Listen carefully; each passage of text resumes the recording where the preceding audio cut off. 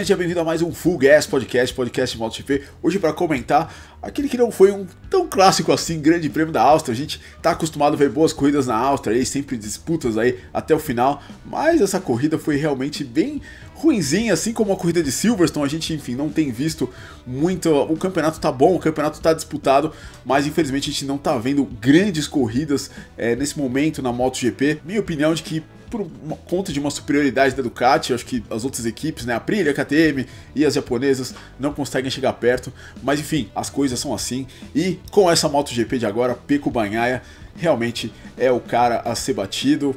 Red Bull Ring traz à tona um dos grandes pontos favoráveis dele, que são as freadas, né? Um piloto que freia muito bem, e tá aí, por isso que ele venceu as duas corridas desse ano, por isso que ele venceu as duas corridas do ano passado, por isso que ele venceu também em 2022, ou seja, 5 vitórias seguidas aí para o Pecco Bagnaia. Jorge Martin tentou, não conseguiu, Mark Marques tinha aí nas mãos um bom final de semana, acabou cometendo erros e desperdiçando. Vamos comentar tudo isso a partir de agora, vamos apenas passar os resultados antes. Na sprint, Pecco Bagnaia venceu com Jorge Martin em segunda, Aleix Espargaró, grata surpresa na terceira posição, depois Enea Bastianini, Jack Miller, Franco Morbidelli, Brad Binder, Marco Bezzecchi e o Pol Espargaró, olha só, fazendo o wildcard, conseguindo um pontinho na corrida sprint. E na corrida principal, mais uma vez Pecco Bagnaia, mais uma vez Jorge Martin, Enea Bastianini em terceiro, Mark Marques com uma grande recuperação, conseguindo o quarto lugar, depois Brad Binder, Marco Bezzecchi, Maverick Vinhares, Franco Morbidelli, Aleix Espargaró, Alex Marques, Pol Espargaró na 11ª posição, depois Miguel Oliveira, Pedro Acosta apenas em 13º, vamos falar dele, depois o Takaki Nakagami, única moto japonesa a pontuar nesse final de semana, e o Augusto Fernandes fechando a zona de pontuação. E do campeonato agora o Pecco Bagnaia reassume a liderança do campeonato com 5 pontos na frente do Jorge Martin. Enea Bastianini é o terceiro, Mark Marques a 83 pontos agora do Pecco Bagnaia. Diria que tá começando a ficar muito complicado agora pro Mark Marques. O negócio dele é realmente tentar vencer uma corrida esse ano, e depois o Maverick Vinhares em quinto lugar. Muito bem, antes da análise do Grande Prêmio da Áustria, verifique se você está inscrito aqui no canal, dê like nesse vídeo aí. Se você gosta de MotoGP, enfim, se você gosta do meu conteúdo, a melhor maneira de ajudar é realmente vindo aqui, dando like e se inscrevendo no canal. E estou pensando numa coisa interessante aí pra gente. Vocês gostariam de fazer lives aqui pré-corrida? Eu acho que pra dar uma incrementada no canal a gente poderia, quem sabe aí, acho que não seria não seria complicado pra mim de repente fazer uma live aí na quinta ou na sexta-feira depois dos treinos, ou na quinta antes do final de semana. Quem sabe aí umas 7, 8 horas da noite aqui. Não sei o que vocês acham, me ocorreu essa ideia, gostaria de saber, daria pra gente fazer até com convidados também, enfim, seria uma coisa bem legal, e aí com a participação de vocês, obviamente, vamos ver, o que vocês acham. Mas enfim, falando da corrida, não tem muito o que falar na verdade, né, foi um domínio da Ducati. A Ducati desde 2016 no Red Bull Ring é a moto a ser batida, né, a gente tem ali apenas 2 vitórias circunstanciais ali da KTM, né, uma em 2020 com o Miguel Oliveira ali, aquela corrida que foi parada, e depois na última curva o Jack Miller jogou o Pol Espargaró pra fora, o Oliveira venceu, e também a corrida flag to flag que o Brad Binder venceu de pneus slicks no molhado, ou seja, todas as corridas normais que a gente teve no Red Bull Ring, quem venceu foi a Ducati e não foi diferente. O que acontece é que o Red Bull Ring tem grandes retas e grandes freadas, e é aí que a Ducati se mostra bem, e nas grandes freadas é onde o Pecco Bagnaia faz a diferença, né? O Pecco Bagnaia, antes da chegada do Mark Marques, que também é um grande freador, o Pecco Bagnaia era disparado o melhor freador da Ducati, e ele mostrou isso nesse final de semana, né? O Jorge Martin na corrida sprint tentou frear mais forte do que ele ali na chicane, passou reto e tentou, enfim, fazer ultrapassagem em cima do Pecco Bagnaia, sempre tomava o troco. O Red Bull Ring é uma pista que traz aí o melhor da Ducati, mas traz também o melhor do Pecco Bagnaia, e por isso ele foi tão dominador. Ele perdeu a pole position para o Jorge Martin, que para uma volta é realmente o grande piloto do momento na MotoGP, mas enfim, nas circunstâncias de corrida, nas circunstâncias dessa pista ali. Inclusive, eu diria que a corrida, o GP, foi muito parecido com o que a gente teve no ano passado. No ano passado não era o Jorge Martin, era o Brad Binder que estava atrás do Pecco Bagnaia. O Binder tentou atacar no começo, ficou ali nas primeiras, não sei, 8, 9 voltas na roda do Bagnaia,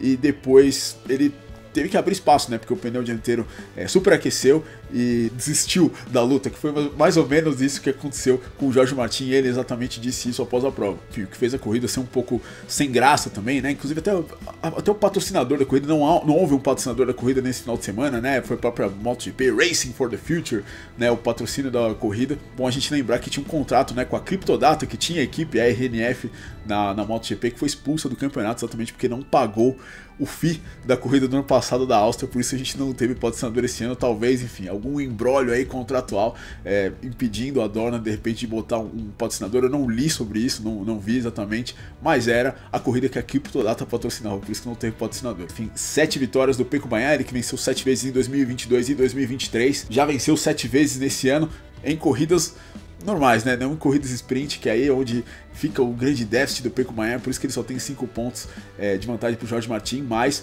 tá fazendo um ano sensacional. Se a gente só tivesse as corridas normais, se fosse até 2022, o Bagnaia praticamente já tinha vencido essa temporada. E muito importante, né? O Pecco Bagnaia venceu a 25ª corrida dele, ele empata, ele chega no top 10 de maiores vencedores da história, empatando simplesmente com Kevin Schwantz, está em ilustre companhia o Pecco Bagnaia. Falando do piloto que chegou em segundo, Jorge Martin, a grande pergunta, a pergunta de R$1 milhão, como diria aí agora o nosso saudoso Silvio Santos, como ele conseguiu cortar o dedo da mão, o dedão. Eu vou botar a foto aqui se você não viu, ele simplesmente abriu o dedão tomando banho, segundo ele, na sexta-feira, dentro do próprio motorhome, mas ele não quis dar muitos detalhes sobre o que aconteceu. Não sabemos o que aconteceu. Ele disse que isso não afetou a performance dele. De fato, ele fez a pole position, né?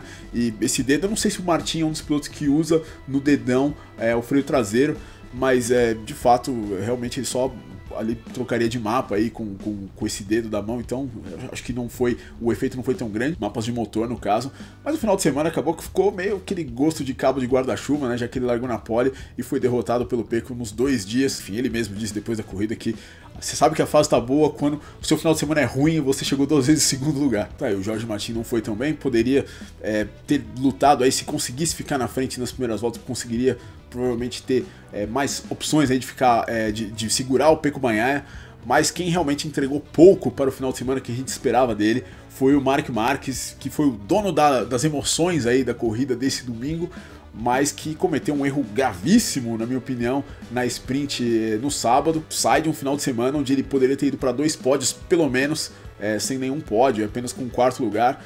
O Marc Marquez, na sexta-feira, a gente tem visto durante a temporada que no treino da tarde, sexta, no treino da manhã, o Marquez ele é sempre um piloto que ele vai para a pista e tenta fazer a melhor volta muito rápido, assim. Eu acho que, eu não sei se é uma maneira dele de trabalhar ou se ele realmente usa isso para jogar psicologicamente com os outros pilotos, mas assim, a gente vê que ele sempre tenta um time attack muito antes dos outros para se colocar na frente no pelotão. Isso dá certo normalmente no primeiro treino, no segundo chega na hora do vamos ver, normalmente o Marquez ele não está tão forte. Nesse final de semana ele estava muito forte no final do treino livre, ou melhor, o treino livre oficial, né, agora na tarde da sexta-feira, conseguiu classificar na primeira fila, mas tinha um grande espaço entre ele e o Bagnaia e o Martin, né? Tinha ali os 4 décimos, se não me engano. Então, assim, seria complicado de lutar com os dois, mas haveria uma chance, uma possibilidade.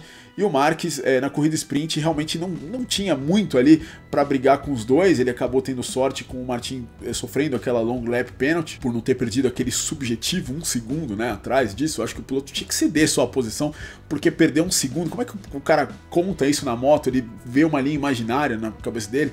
Enfim, mas o Jorge Martin foi punido, regra é regra. E o Marquez, o Bagnaia meio que, se você for olhar o tempo volta a volta, o Bagnaia meio que tirou a mão e o Marquez continuou acelerando. O Marquez ele tirou 3 décimos logo depois dessa punição do Jorge Martin e estava tentando se aproximar do Pecco quando cometeu aquele erro na curva 3, com o segundo lugar que estava na mão dele. Perdeu aí um resultado importante para ele, um resultado qual ele conseguiria construir aí como base para esse domingo. E eu acho que esse domingo a oportunidade de vencer acho que era tão boa que o Marquez se complicou um pouco ali ele mesmo, né? Ele errou o acionamento do ride height não, né? Porque a gente chama de ride height aquilo que eles usam durante a corrida, né? O whole shot device, né? Aquele exatamente que eles usam também no motocross, né? Quando você comprime o garfo dianteiro. Ele comprimiu o garfo dianteiro, só que a questão no Red Bull Ring é que a suspensão trabalha muito dura, né? Então ele comprimiu o garfo dianteiro, estava tentando ainda aquecer o pneu dianteiro e descomprimiu o garfo dianteiro e largou aí sem o ride height device. A gente viu ele na posição de largada ali meio agitado, e na hora que ele largou a moto começou a empinar, deu pra ver muito bem isso. Ele se tocou com o Franco Morbidelli, eu achei que foi culpa mais do Franco Morbidelli, depois vi que o Marques também tentou frear muito em cima na primeira curva para recuperar um pouco de terreno, um incidente ali de corrida realmente, ninguém foi punido por aquilo, mas o Marques caiu ali para 13º, 14º, e ali teve que se recuperar. Ele estava com o ritmo no nível do Bagnaia e do Martin, e foi se recuperando, passando motos mais lentas, chegou na 4ª posição, mas perdeu uma oportunidade, perdeu outra oportunidade aí que se apresentou nesse ano, e eu acho que agora o campeonato para ele, arrisco a dizer que acabou. Agora ele vai tentar lutar para vencer corridas, para tentar construir essa moral para chegar no ano que vem. São 83 pontos, mais de 2 corridas agora, e o Pecco e o Martin, salvo alguma contusão, não acredito que o Marques consiga chegar agora na frente deles no campeonato, ainda com meia temporada, com uma moto aí com 1 ano de idade, vai realmente ser difícil para ele. O Enea Bastianini com a escolha dos pneus, né? Todo mundo usou médio nessa corrida. O pneu macio era muito macio para todo mundo e o pneu duro era muito duro. E o pneu médio ele já era bem duro. Não foi uma corrida de gestão de pneu, foi uma corrida meio mão no fundo o tempo inteiro. E o Bastianini, o melhor dele, né? É normalmente o ritmo tardio de corrida, né? Então ele não conseguiu conservar esses pneus e meio que o que funcionou em Silverstone quando o desgaste foi muito alto não funcionou na Áustria, que é o estilo de pilotagem do Bastianini, né? O Bastianini chegou na 3ª posição, mas tinha menos ritmo do que o Marques, mas de qualquer maneira consegue um bom resultado. Temos que falar também do Pedro Acosta, o final de semana dele, a sexta-feira dele, completamente bizarra, aí com 3 quedas, né? Primeiro ele caiu na chicane, depois, uma volta depois, com a moto ainda quebrada, chegando ali para a curva 4, caiu a mais de 200 km por hora na hora da freada.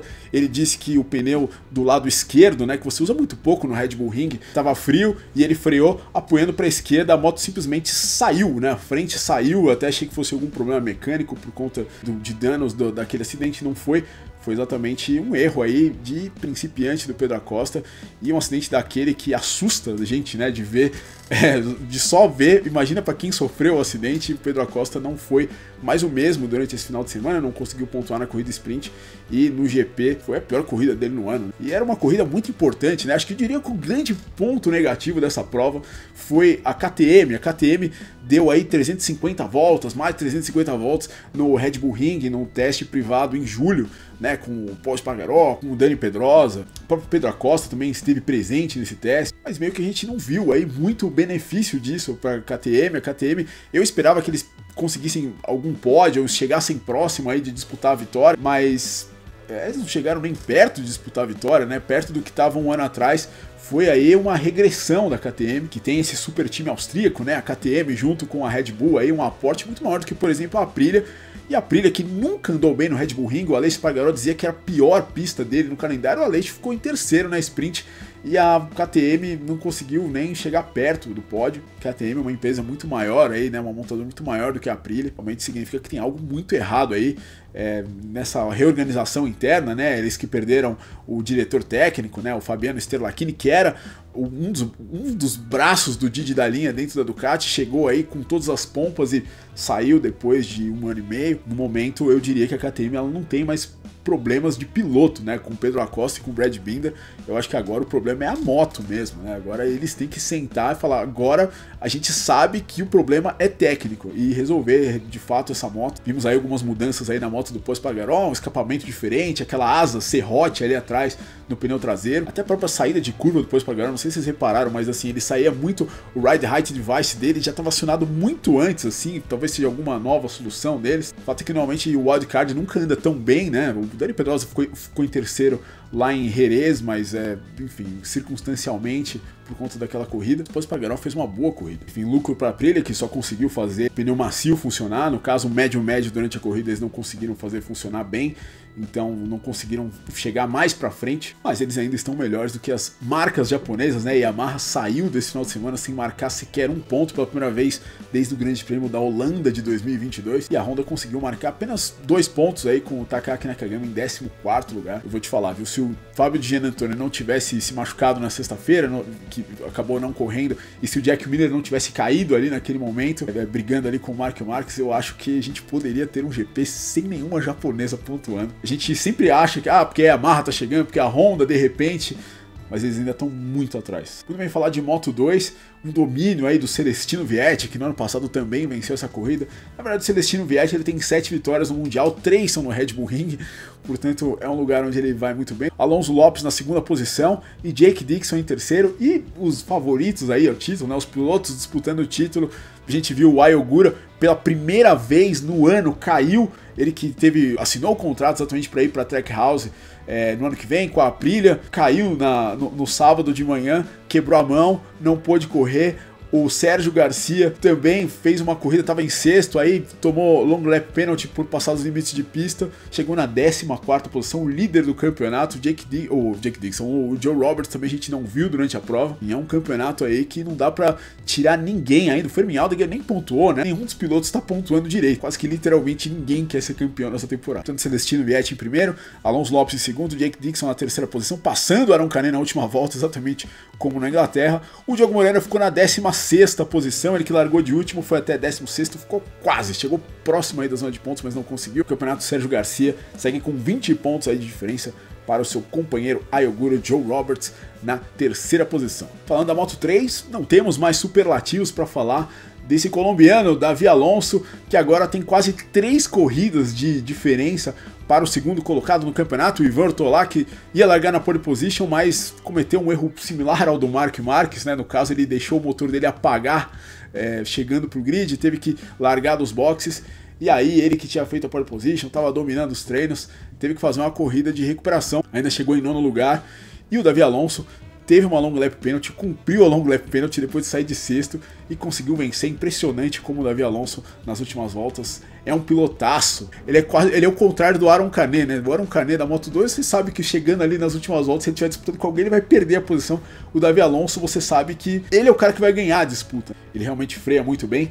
33 participações na Moto3 até hoje, 11 vitórias, apenas a 2 do recorde de vitórias da história da era 4 tempos, apenas atrás do Romano Fenati, que fez 161 corridas, né? Então ele é o piloto com maior média de vitórias aí nessa fase de 2012 para cá. Tanto Davi Alonso em primeiro, depois Davi Munhoz na segunda posição, ele que errou ali na penúltima volta, depois passou o Daniel Gado no finalzinho, ele que ficou no terceiro lugar, e no campeonato 71 pontos entre Davi Alonso e Ivan Ortolá. Daniel Gado é o terceiro a 75. Falar um pouquinho de Moto E agora, praticamente definido o título, agora com uma rodada, 50 pontos em jogo para o final, 38 pontos tem de vantagem o Hector Garzó para cima do Mattia Casadei, que é o atual campeão, 4 pilotos na disputa, né? Tem o Kevin Zanoni a 44 e o Oscar Gutierrez, que caiu no fim da corrida 2 na Áustria e praticamente deu o título de bandeja aí para o Garzó. Realmente não tem muito o que falar desse campeonato, uma pena para o Eric Granado, que caiu na primeira corrida e chegou fora do top 10 na segunda prova. O Eric,